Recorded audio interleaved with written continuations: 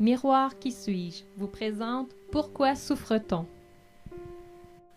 La souffrance prend naissance dans un amas de souvenirs, qui sont reliés soit à des événements de mon passé, soit à celui de mes parents et de mes ancêtres, voire à des vies antérieures selon mes croyances. Ces souvenirs, que je porte constamment en moi, me servent à évaluer chacune des situations que je vis.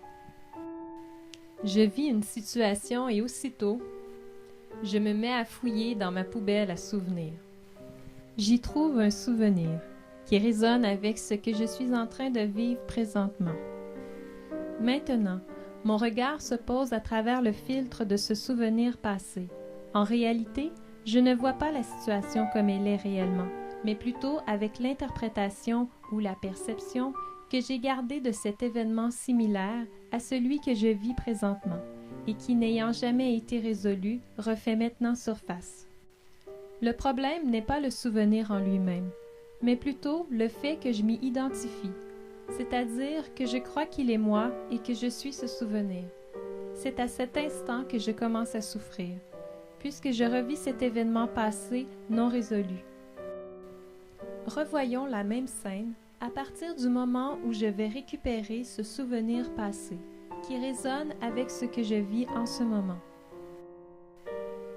Je reconnais cette tristesse qu'il y a en moi.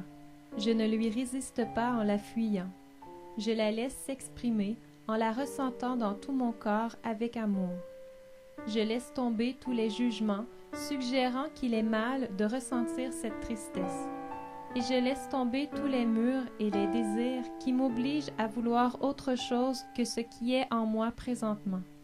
Je préfère laisser la tristesse exister pour qu'elle se libère et puisse s'évaporer.